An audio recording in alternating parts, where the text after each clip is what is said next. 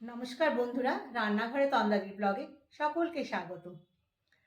আজকে আমি আপনাদের সামনে কয়েকটা শাড়ি দেখাবো। তো তার আগে বলে রাখি, আমি কিছুদিন আগে, আমি তো এখন ব্যাঙ্গালোরে আছি, তো কয়েকটা দিন আগে আমরা গেছিলাম ব্যাঙ্গালোর চিটপ্যাট মার্কেটে। সেখানে একটা সিল্কের শোরুমে আমরা ঢুকেছিলাম কাঞ্জিবরণ আর মাস্টার সিল্ক নেবার জন্যে। যদি ভালো লাগে নেব, নাহলে আবার অন্য কোথাও যাব সেই ভেবে। কিন্তু শোরুমটা এতটাই বড় যে সেখান থেকে আর বেরিয়ে আসতে পারেনি। সেখানে অজস্র ডিজাইন, অজস্র কালার, সে তো আপনাদেরকে দেখিয়েছি একটা এর আগের ব্লগে, সেটা সবই আমার ডিসপ্লে করা আছে। তো আজ আপনাদের সামনে আমি যেটা দেখাবো সেটা হচ্ছে বিষ্ণুপুর সিল্কের ওপরে। বিষ্ণুপুরের সিল্কের বেশ কিছু ডিজাইন আর কালার আপনাদের সামনে আমি তুলে ধরবো। তবে এখন আমি এই মুহূর্তে যে শাড়িটি পরে আছি সেটা সম্বন্ধে একটু বলি। এটা আমার বিষ্ণুপুর সিল্কের ওপরে কয়েকদিন আগে নিয়েছি। তো শাড়িটা এতটাই ভালো, এতটাই ওয়েটি, যে কি বলবো, পরে ভীষণ আরাম আর সেরকম পুরো। আর এত সুন্দর কালার ডিজাইন, দেখুন দুর্ধর্ষ ডিজাইনটা। আশা করছি আপনারা ঠিক বুঝতে পারছেন। তো শাড়িটা কেমন লাগছে এটা তো আমাকে কমেন্টে জানাবে, তার সাথে কিন্তু আমাকেও কেমন লাগছে এটা জানাতে হবে।